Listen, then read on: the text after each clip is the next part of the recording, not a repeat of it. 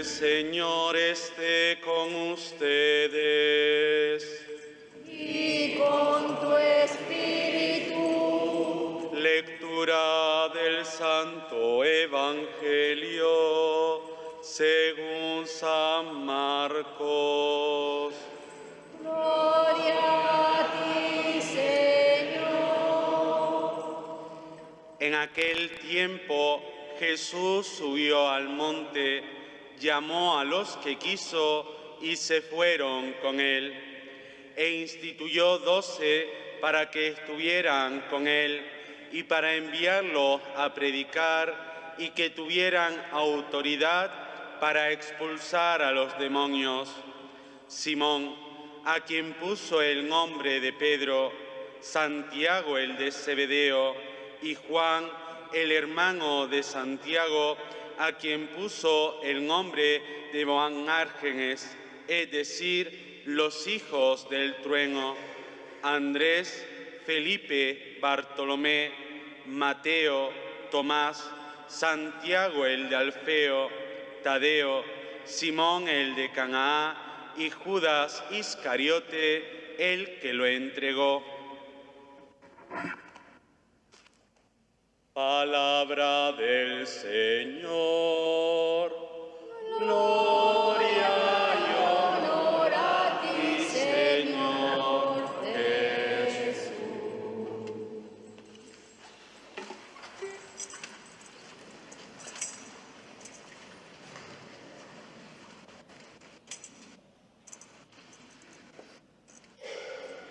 Hermanos, estaba yo aquí en Agüimes siendo un seminarista a finales de los años 90 del siglo pasado ya, cuando se puso en la fachada de la iglesia de Agüimes esa imagen de San Sebastián que desde entonces, pues cada vez que pasamos por delante de la plaza la vemos y la veneramos.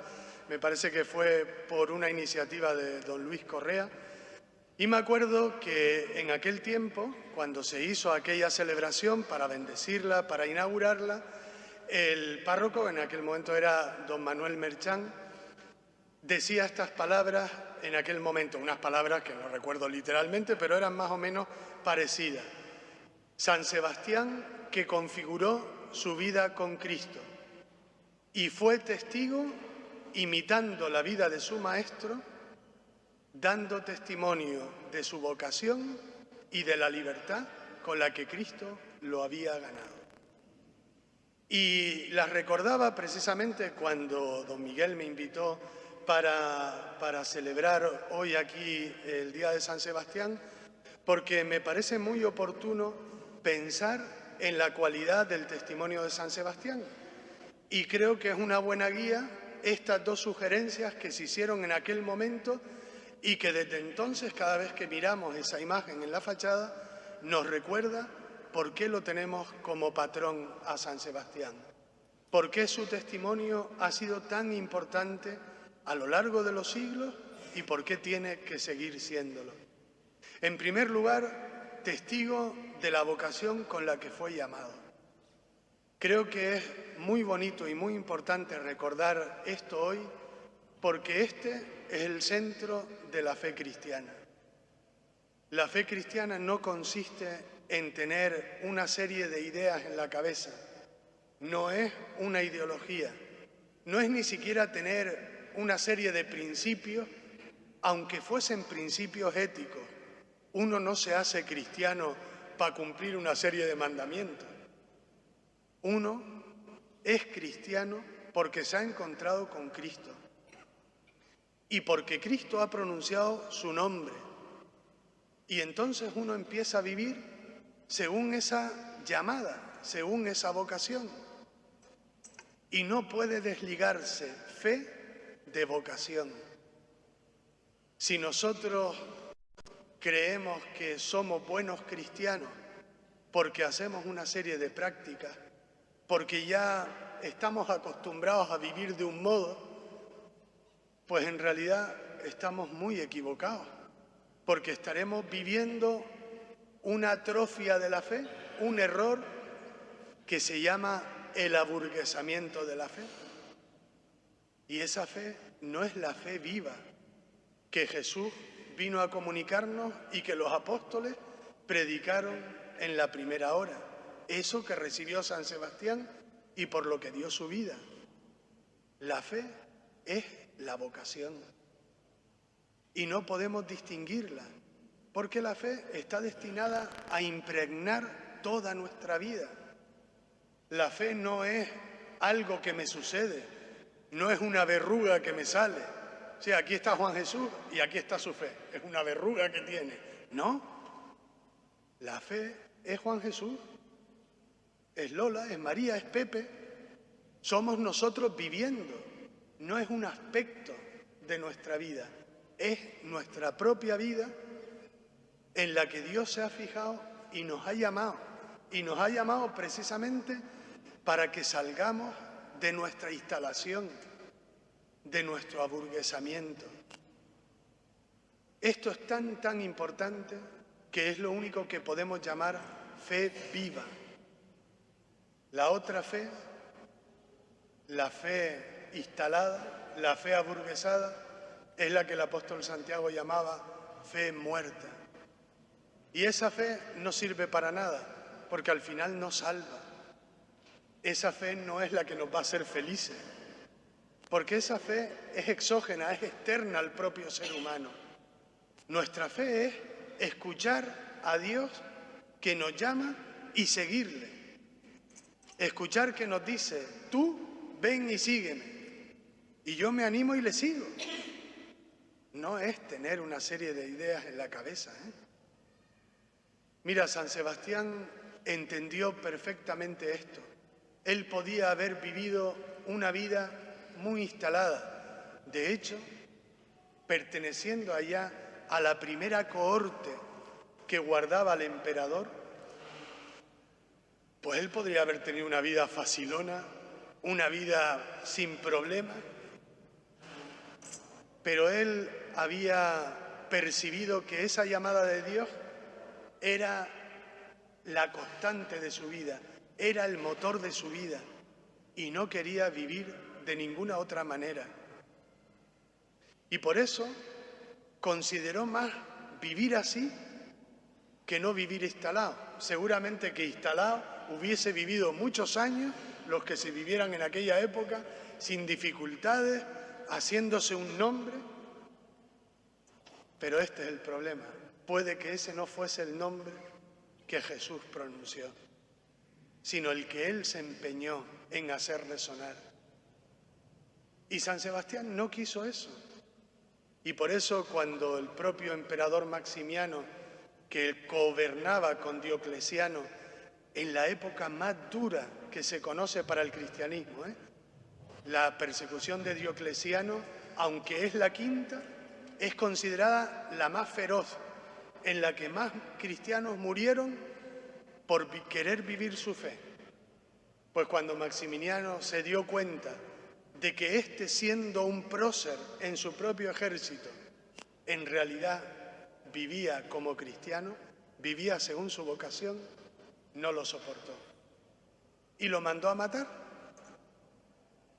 Y no lo consiguió porque eso es lo que representa la figura de San Sebastián, que murió aseteado, lleno de flechas, pero no murió así. Sus compañeros cristianos lo encontraron todavía con vida y lo curaron y todavía vivió algún tiempo. Pero este aquí que empezó otra vez el peligro, la tentación de decir, bueno, has sorteado la muerte, ahora estate tranquilo, vive bien, vive. Y San Sebastián dijo que no. Y volvió a dar testimonio de su fe. Y esta vez los romanos no fallaron. Ya no lo mataron con flechas, sino que lo mataron a palos. Y dio su vida, y aunque su acta, el acta de su martirio no es oficial, porque no se consiguió conservar, lo que quedan son historias que se han ido reproduciendo en la tradición oral, quedó fijado en la tradición de la Iglesia como un testimonio precisamente de esto, del que quiere seguir por encima de todo la llamada de Dios.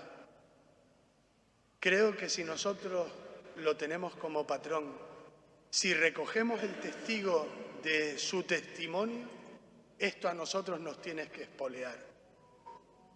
Oye, nosotros estamos un poco aburguesados.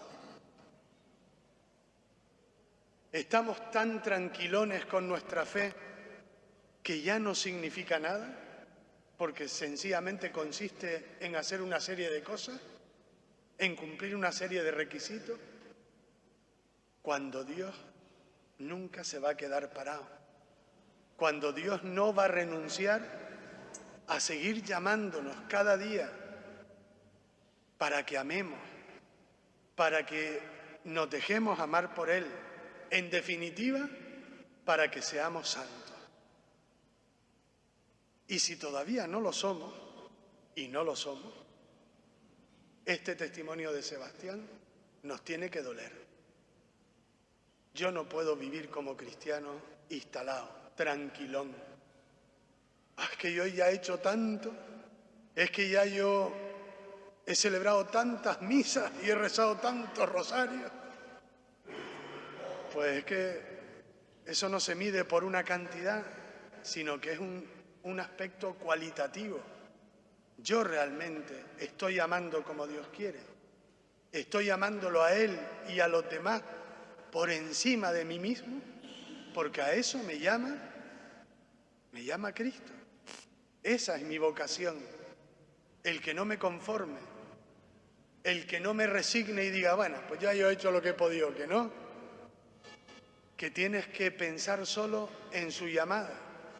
Y aquí viene el segundo testimonio que nos dio San Sebastián. Vamos a no pasarnos, que es el testimonio de la libertad.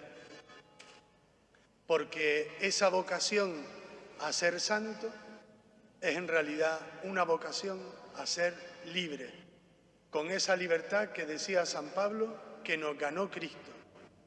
La libertad de no estar sujeto a nada, ni al pecado, ni a la muerte, ni a los poderes de este mundo, ni siquiera a uno mismo. Y esa libertad forma también parte de este testimonio. ¿Por qué libertad? Porque a pesar de que nosotros hayamos escuchado la llamada de Dios y hayamos querido ponernos en marcha para seguirle a Él, esa llamada después se va a enfrentar inexorablemente a un montón de inputs que nos vienen desde fuera y que nos dicen, no seas tan radical, no vale la pena, ¿para qué te vas a molestar tanto? Y entonces, aunque nosotros en algún momento dado hayamos dicho sí, después ese sí hay que mantenerlo. Y esa es la libertad. Y muchas veces renunciamos a ser libres.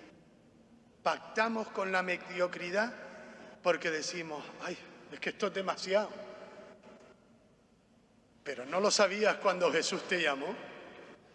Claro que sabías que este camino no es un camino facilón, que este camino es para el que hay que tener arresto y que tenemos que contar con su gracia, porque si no es imposible.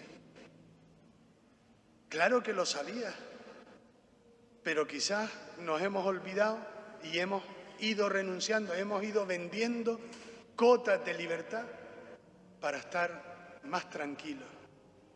San Sebastián fue testigo de esta libertad con los poderes de este mundo.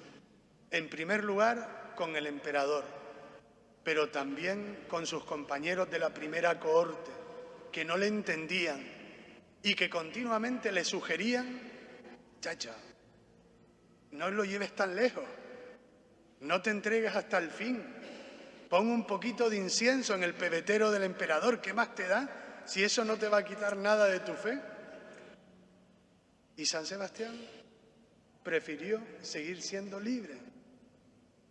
Hoy en día creo que este testimonio de San Sebastián, si siempre ha sido importante, hoy es más importante que nunca, a mi juicio, porque creo que la fe cristiana tiene muchos recursos, pero hemos cedido mucho terreno a la libertad, a esa libertad que nos ganó Cristo.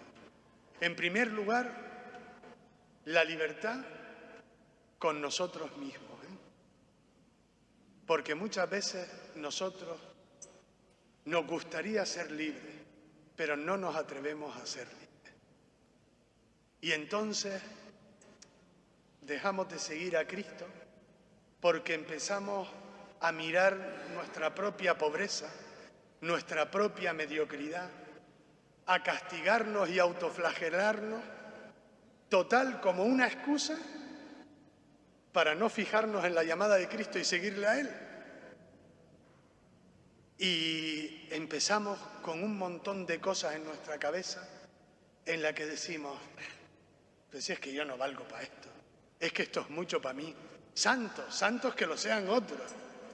Si yo soy un poquito esclavo, pues bueno, pues me conformo con eso.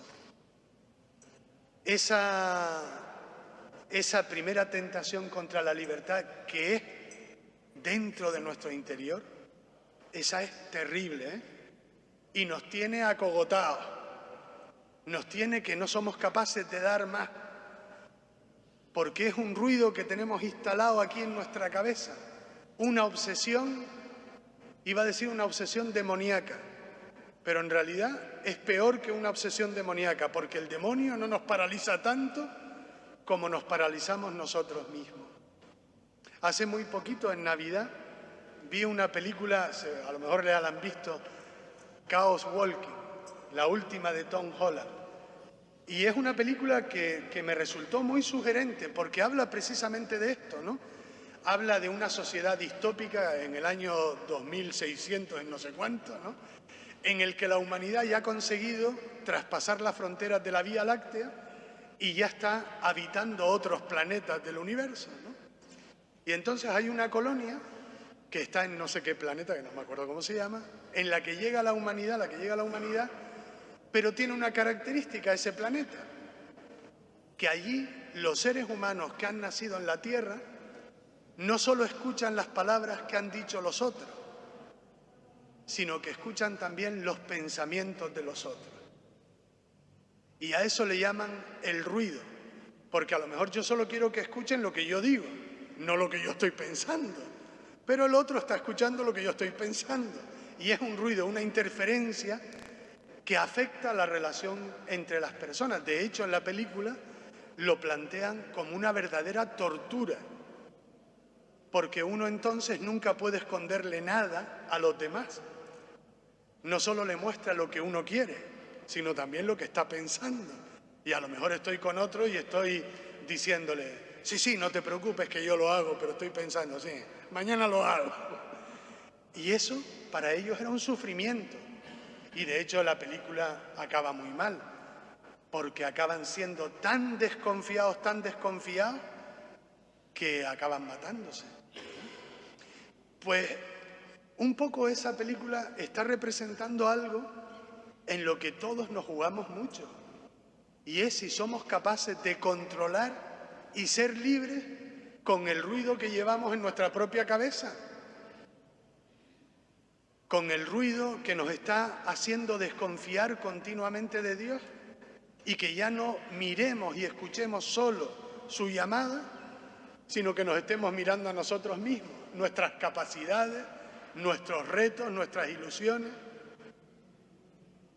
Ese ruido es el que hace que a veces pues nosotros abandonemos el camino, porque nos parece que nuestro pecado es tan grande, que ni siquiera Dios lo puede perdonar. Y nos entra como una especie de angustia, de amargura, yo ya no tengo remedio. Pero otras veces no es algo tan fuerte, ¿eh? Otras veces es ese ruido que nos entra en la cabeza, ay, es que yo lo he intentado tantas veces y siempre fallo en lo mismo. Yo sé que el Señor me llama a que perdone, pero es que lo he intentado y me cuesta tanto. Y uno al final, por ese ruido, acaba diciendo, pues no perdono. Y acaba haciéndose un esclavo de su propio pensamiento. Acaba haciendo aquello que decía San Pablo, ¿por qué hago el mal que no quiero? Yo con mi libertad no lo quiero, pero al final lo acabo haciendo. Y el bien que sí quiero no lo hago. ¿Por qué somos tan complicados? ¿Por qué al final nos dejamos esclavizar por nuestras propias impresiones? Y que son las que nos van dictando si valemos o no valemos, si somos aptos o no somos aptos. Y al final dejamos de escuchar hasta el propio Cristo, por ese dichoso ruido. Mira, les hablo de otra película, esta seguro que la han visto, y si no se las recomiendo vivamente, más que la otra, que es la serie de Chosen. Esa serie que se ha hecho en Estados Unidos sobre los elegidos, por eso se llama así, de Chosen, los que eligió Jesús. Y en la tercera temporada, ya vamos por la tercera temporada, si no han visto ninguna, empiecen ya, porque esto avanza. En la tercera temporada se ve precisamente este evangelio, en el que Jesús elige a sus apóstoles y los envía. Los envía para que vayan a anunciar la buena noticia y para que expulsen demonios y curen enfermedades. Y claro, aquí está el problema. En la serie, cuando los discípulos escuchan a Jesús decir esto, se mosquean con Jesús. Pero chacho, ¿tú no nos conoces? ¿Cómo nos vas a enviar a nosotros? ¿Cómo nos vas a enviar a predicar la buena noticia y a expulsar demonios? Pero si tú sabes quiénes somos. Y Jesús no se deja embaucar, ¿eh? Jesús dice, pero si yo les he llamado, tengan fe en mí. Yo no les llamo pensando en sus propias fuerzas. Les llamo para que ustedes adquieran mi fuerza y vayan en mi nombre. Y cuando ya Jesús tenía a todos los apóstoles más o menos convencidos, empieza Santiago el Menor con su desconfianza. Porque en la película, en el Evangelio no se dice nada, pero en la película Santiago el Menor es cojo.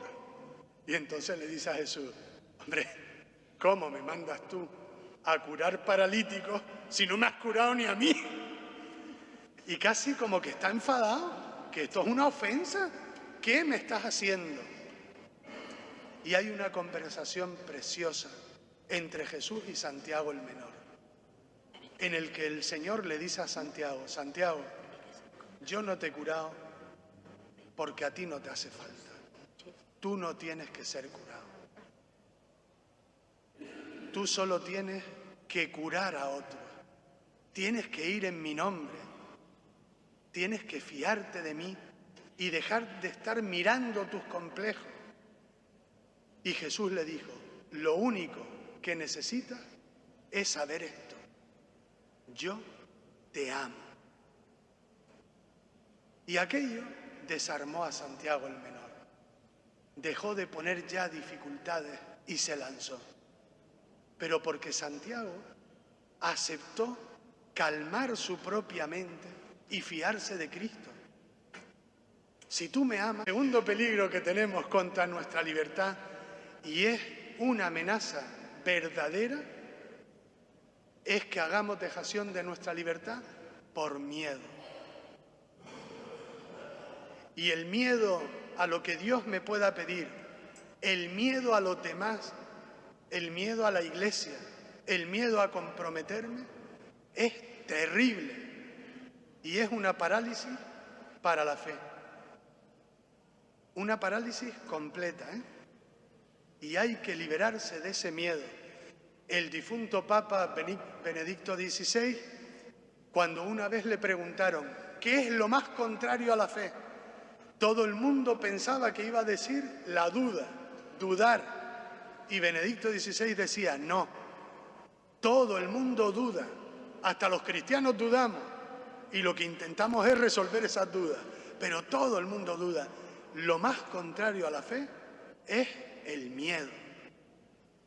Es estar aterrorizados por lo que pueda pasar, por el futuro o por lo que se me pueda pedir y que en realidad yo no quiero.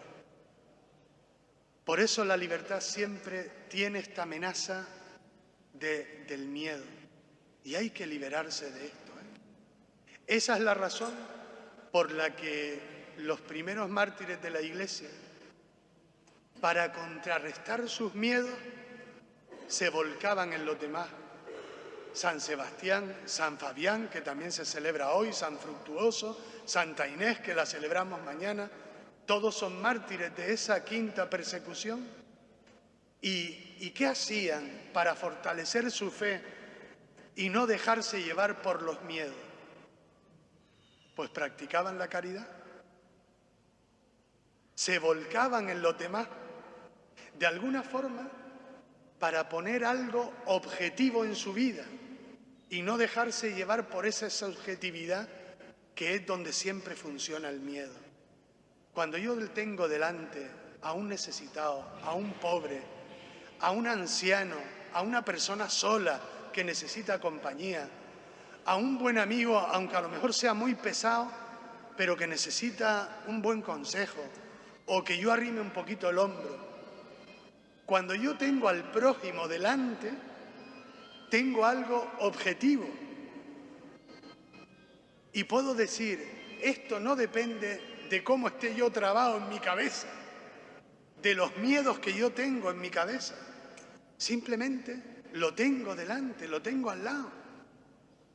Si yo me libro de los miedos y soy capaz de volcarme con el prójimo, especialmente cuando son tan necesitados que no van a poder devolverme recíprocamente lo que yo les otorgue, esa es la mayor victoria para nuestra libertad. Porque a cambio, yo entonces estoy viviendo con esa libertad de los hijos de Dios, la libertad que me ganó Cristo. Y no piensas que estás ganando algo, una bagatela, algo muy pobrecito. Esa libertad es lo que nosotros llamamos el cielo. Porque en el cielo no puede haber esclavos, solo puede haber seres como Dios. Seres que sean libres para amar como Dios ama. Y si yo no he aprendido a ser libre, no voy a poder amar, no voy a poder estar en el cielo. Hay un teólogo que se llama Gavino Uribarri que decía que en esto consiste precisamente el juicio. Cuando uno muere y está delante del juez de toda la historia, dice, ¿cómo entendemos ese juicio? Y dice Gavino Uribarri, es un acto de libertad. Porque cuando Dios se muestre delante de mí como Él es, lo normal que ocurrirá es que yo huya de Dios. Dios es tan infinito, es tan inabarcable por mi mente, que cuando se me presente como Él es, yo huiré de Dios. Por eso Dios, Yahvé, le dijo a Moisés, tápate la cara y cuando yo pase, ya me miras la espalda. Porque cuando veamos a Dios en su gloria, lo normal es que huyamos de Él. A no ser que yo reconozca a ese ser infinito, inexorable, que se presenta ante mí, quiera o yo no quiera, y haya algo que me una a Él, lo encuentre como algo mío, como algo en donde yo quiero estar, con quien quiero estar. Y por eso el juicio es un acto de libertad, porque soy yo el que tengo que decidir si me marcho, si huyo a la nulidad, a la insignificancia, a la soledad absoluta, que es lo que llamamos el infierno, o elijo la comunión, elijo el amor, elijo estar con aquel a quien reconozco y al que amo. Pero esa libertad tenemos que empezar a funcionar así aquí. Y el miedo nos impide vivir esa libertad, porque nos impide al final amar. Termino con otra película, que también la cita Gavino Uribarri, porque son las películas, estas sí que las conocemos todos seguro, que son las películas de Robin Hood, son las películas de Ivanhoe, que todos nos acordamos, cuando el príncipe Juan, que ha estado machacando al pueblo británico, porque el rey Ricardo se ha ido a las cruzadas y no está en Inglaterra, y entonces este tío empieza a subir los impuestos, a machacar al pueblo para enriquecerse él. Pero llega un momento en el que ya tienen noticias que Ricardo está volviendo de las cruzadas con todo su ejército. Ya está en la Bretaña francesa y va a cruzar a Inglaterra. ¿Qué hace el príncipe Juan? ¿Se espera a que llegue Ricardo y le diga, ahora te voy a justiciar yo? No. Desde que tiene noticias de que llega Ricardo, coge las de Villadiego. Se marcha él, porque no va a resistir el juicio, no va a resistir la presencia del rey. Pero ¿quién se queda? ¿Quién se queda ante la presencia del rey? Se queda Robin Hood, Lady Marian, el Little John, todos los que no tienen nada, pero han empeñado su libertad en saber amar. Y han amado a los más pobres, a los que el príncipe Juan los había dejado sin nada. Y han amado a esa sociedad que habían hecho de desalmados y proscritos, pero que habían hecho una relación muy auténtica, muy sincera entre ellos. Esos son los que se quedan. Esa comunidad de seres libres que han apostado por amar son los que entran a la presencia del Rey. Ese es el testimonio de Sebastián. Testimonio de la vocación, testimonio de la libertad. Al final, testimonio del que se empeña en vivir amando, del que se empeña en gastar su vida por amor. Que así sea.